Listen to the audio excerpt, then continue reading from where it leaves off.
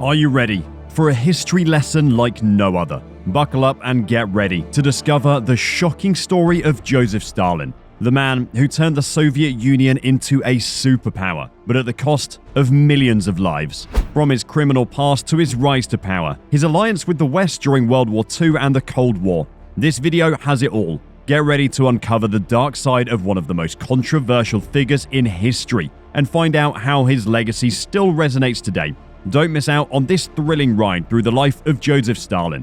So grab your popcorn and let's get started. But even before we get so deep into this, let's first get to know who he really is. Early years. Stalin was of Georgian, not Russian origin, and persistent rumors claim that he was Ossetian on the paternal side. He was born in the quaint town of Jewry, Georgia, on December 18, 1878, under the name Joseph Vissarionovich Yugosvili.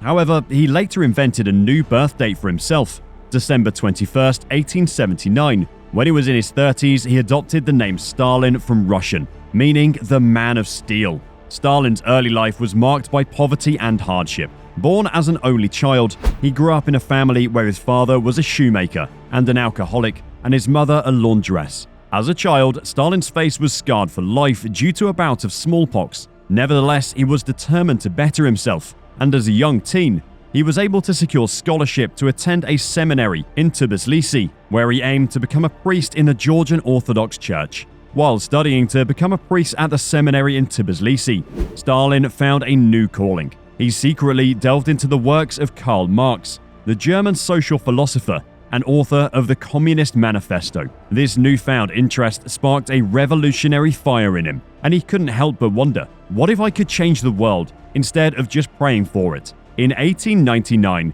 he was expelled from the seminary for missing exams, but he always insisted it was for spreading Marxist propaganda and not because he was too busy daydreaming about changing the world.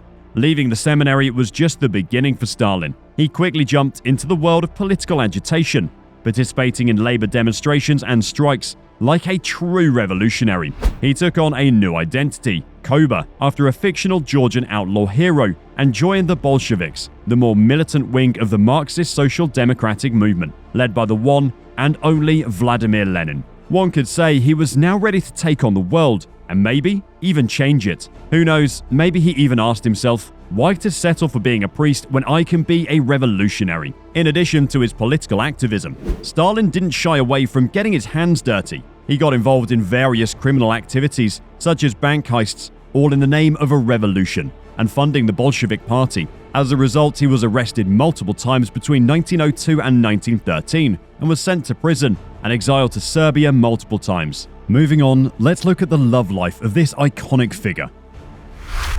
Wife and children. In 1906, Stalin tied the knot with Ekaterina Kato Svandze, a talented seamstress. Together, they welcomed a son, Yakov, but unfortunately, he didn't get to grow up with his mother, and she passed away from typhus when he was still an infant. Yakov also met an unfortunate fate. He died as a prisoner in Germany during World War II. It seems that Stalin's family was not free from the turmoil and tragedy that marked his political career. In 1918, or 1919 depending on who you ask, Stalin decided to give love another chance, and tied the knot with Nadezhda Nadia Alyoueva, the daughter of a Russian revolutionary. Together they welcomed two children, a boy and a girl. Their daughter, Svetlana Alyoueva, caused quite a stir when she defected to the United States in 1967, leaving many to wonder if it was a political move or a cry for freedom. Unfortunately, Nadia's story had a tragic ending, as she committed suicide in her early 30s. Stalin's love life was not without its scandals, as he also had several children out of wedlock. The rise to power. In 1912, Lenin was exiled to Switzerland, saw something in Stalin, and decided to appoint him to the first Central Committee of the Bolshevik Party. It was a wise move as it turned out, because later, in November 1917, the Bolsheviks pulled off a little revolution of their own, seizing power and thus the birth of the Soviet Union in 1922, with Lenin as its first leader. One might ask themselves, was it Stalin's charm or his organizational skills that caught Lenin's attention? Or was it just his luck? Stalin was not one to sit idly by. In the years following the revolution, he kept working his way up the party ladder, His work paid off in 1922, when he landed the role of General Secretary of the Central Committee of the Communist Party. This position gave him the power to appoint his allies to key government positions and build a loyal following, truly a dream job for any aspiring dictator. Lenin's successor and the Soviet Union under Stalin. When Lenin passed away in 1924, it opened the door to a power struggle within the Communist Party. Stalin, being the cunning politician that he was, saw the opportunity and outmaneuvered his rivals to ultimately come out on top. By the late 1920s, Stalin had solidified his grip on power and was now the dictator of the Soviet Union. In other words, one might say he was the last man standing after the power struggle. Starting in the late 1920s, Stalin set out to turn the Soviet Union into an industrial powerhouse. And he had a plan, 5-year plan. His strategy centered around government control of the economy and included a heavy-handed approach to farming and collectivization. The idea was to bring Soviet agriculture under government control and make sure that the Soviet Union could feed its rapidly growing urban population and fuel its industrialization. It was a bold move, but Stalin was known for that.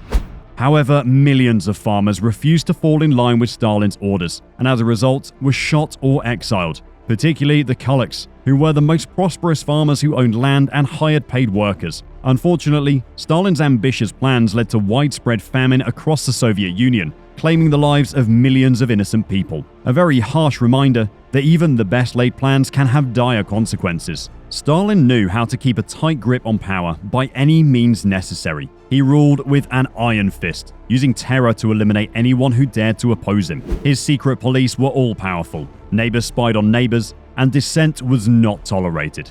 Millions of people were either killed or sent to the dreaded Gulag, the Soviet Union's forced labor camps, under his rule. It was a harsh reality that Stalin's Soviet Union was not a place for the faint of heart. During the second half of the 1930s, Stalin decided that it was time to get rid of anyone who might pose a threat to his rule, so he launched the Great Purge. This was a series of campaigns that targeted perceived enemies within the Communist Party, military, and other parts of Soviet society. It was a time of fear and paranoia, as Stalin aimed to eliminate anyone who might challenge his authority. In addition to his political repression, Stalin also had a god complex and built a cult of personality around himself in the Soviet Union. Cities were renamed in his honor. Soviet history books were rewritten to give him a more prominent role in the revolution and make him look like a hero. Stalin's image was featured in artwork, literature, and music that was nothing short of worshipful. His name was even included in the Soviet national anthem, making sure that everyone knew who was in charge. He also meticulously censored photographs in an attempt to rewrite history, removing any image of former associates who were executed during his many purges. The Soviet media was also heavily controlled by his government, making sure that only the message he approved of was spread. It was like Stalin wanted the Soviet Union to be his own personal Hall of Fame. Up next, Joseph Stalin and World War II. In 1939, the world was on the brink of World War II. Stalin made a surprising move and shook hands with his ideological enemy, Adolf Hitler, with the signing of the German-Soviet Non-Aggression Pact. This move gave Stalin a green light to expand the Soviet Union's territory, and he wasted no time. He annexed parts of Poland and Romania, as well as the Baltic states of Estonia, Latvia, and Lithuania. He also decided to test the Finnish army and launched an invasion of Finland. Then, in June 1941, Germany broke the Nazi-Soviet pact and invaded the USSR, making significant early gains. Despite warnings from the Americans and the British, as well as his own intelligence agents, Stalin had ignored the potential threat of invasion, and the Soviet Union was not prepared for war, as German troops were closing in on the Soviet capital of Moscow.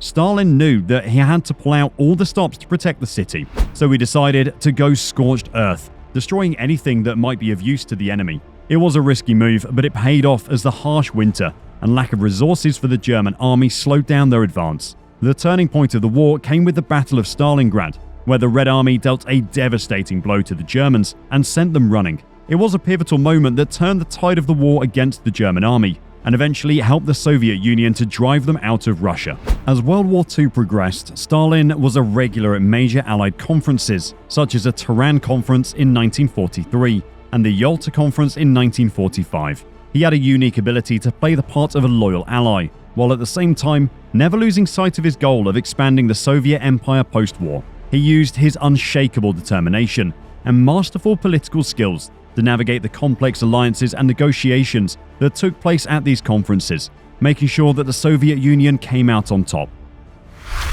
Later years. Even after World War II, Stalin didn't take his foot off the gas. He continued his ruthless reign, using purges, executions, exiles to labor camps, and persecution to crush any form of dissent and eliminate any perceived threats to his rule. He was especially wary of anything that smacked of foreign, particularly Western influence. It was a harsh reminder that for Stalin, the war may have ended, but the battle for power never did. Stalin established communist governments throughout Eastern Europe after the war, and in 1949, the Soviet Union became a nuclear power when it exploded an atomic bomb. In 1950, he gave the green light to North Korea's communist leader, Kim Il-sung, to invade the United States-supported South Korea, an event that triggered the Korean War. With all that information, I know you're wondering how it ended for Stalin. Stay tuned as we dive into this. How did Joseph Stalin die?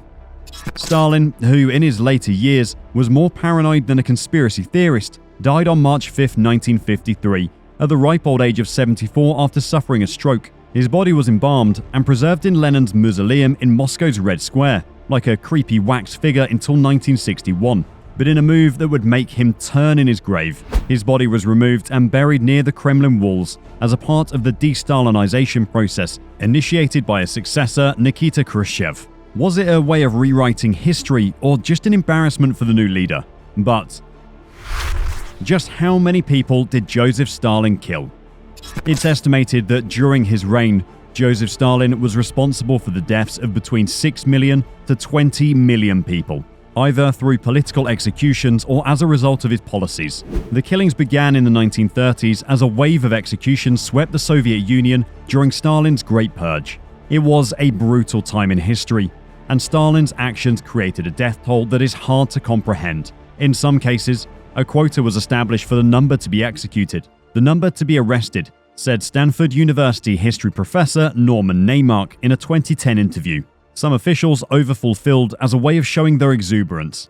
But the tragedy doesn't end there. Millions more were killed in the horrific famine that struck Ukraine in 1932 and 1933, and the Kazakh region from 1930 to 1933, partly the result of Stalin's agricultural experiment gone wrong. It's hard to estimate the exact number, but it's believed that around 4 million men, women, and children died due to starvation during the Holodomor, which translates to death by starvation in Ukrainian. The famine was a man-made catastrophe, as Stalin's policies led to forced collectivization and seizure of grain, which led to widespread starvation. Looks like Stalin's idea of sharing is caring didn't really work out. Well, that marks the end of our video today. If you like this video, make sure to check out more on our channel, or click the subscribe button on your screen now.